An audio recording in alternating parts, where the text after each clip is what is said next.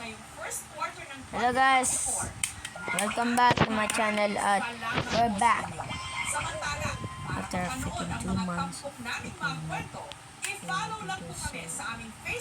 Yeah, we're gonna play this Roblox game. It's not about the other games. It's about something. It's about my character. Don't. Sugsug sa pag-iensayo sa pagtakbo ang 17 This is anyos my na avatar. na si Lorenz sa oval ng Santo Tomas National High School sa Santo Tomas, Davao del Norte. It's me though. Let's just go again. Pero hindi ito madali. Watch it. Ang kanya kasing ipinagtatakbo, isang lumang sapatos. Marumi na ito at meron ng mga butas. Kaya para mapagkinabangan ka.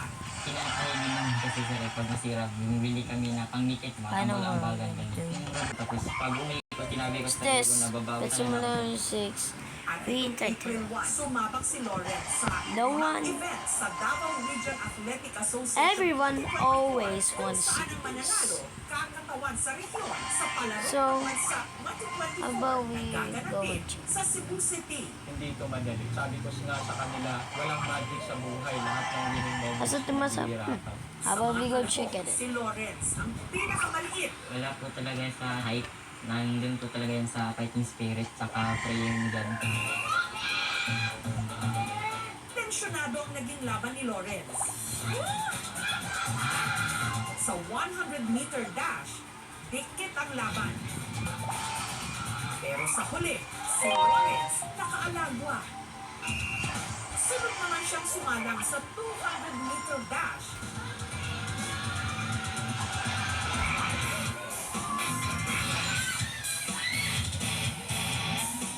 What's a rat? Dito, head-to-head din ang naging tunggalian.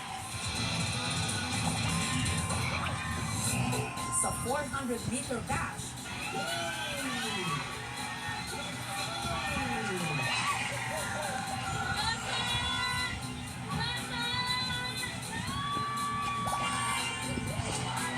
si Lorenz nakaalagwa.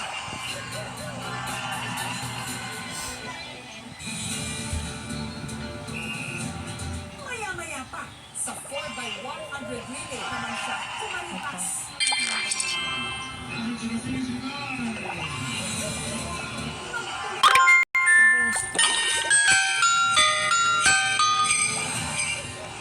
Bunso sa tatlong magkakapatid si Lorenz, magsasaka ang kanyang tatay Lorenzo.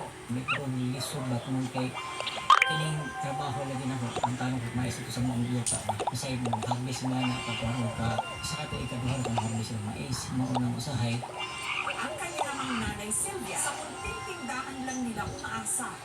Hindi rin daw mapilit ni Lorenz ang mga magulang na bilhan siya ng bagong sapatos.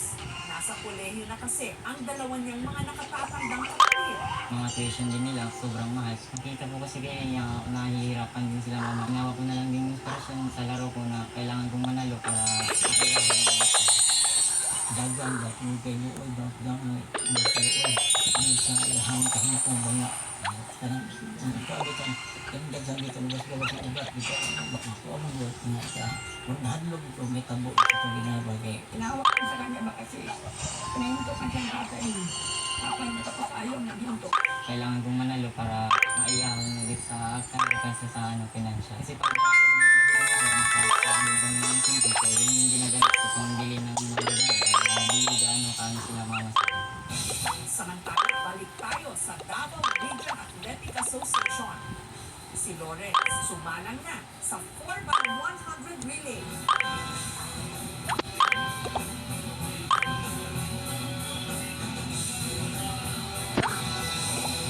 Dito, lumaman siya sa kanyang mga kalaban.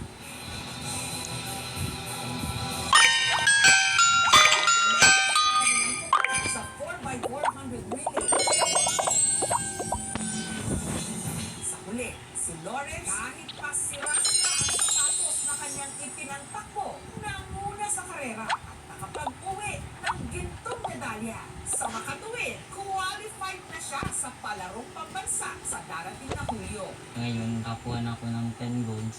Sobrang talaga mahirap na ako kasi hindi ako makapaniwala.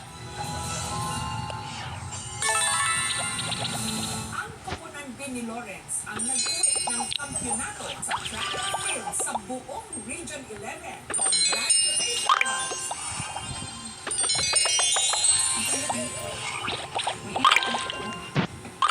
Katuwing may ano siya, may competition.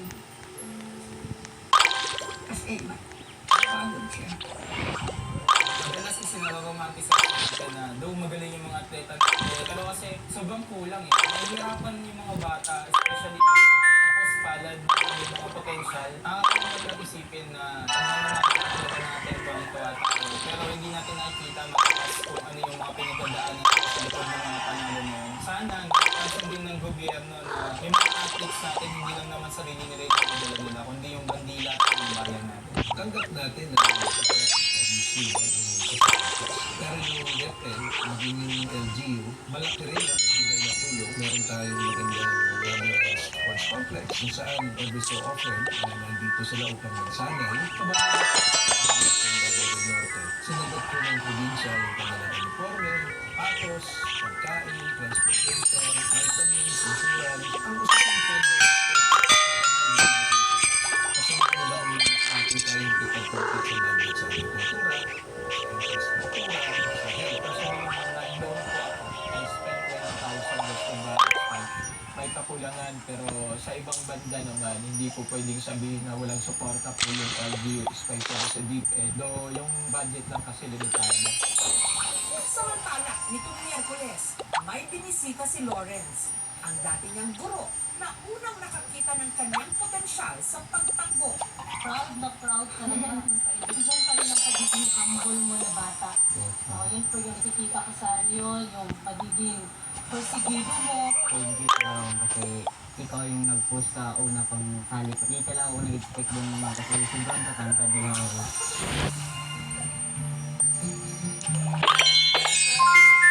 Guro, may regalo para kay Lawrence. Bagong sapatos na mga darating niyang lahat. Okay, deserve niya naman po magkaroon na ganyan.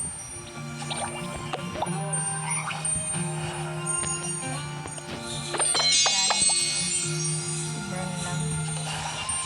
May grupo rin nagbigay ng apat Naglag na sapatos gagi. kay Lawrence, Mas muna financial tayo. assistance at gamit sa training para sa iba pa niyang teammates.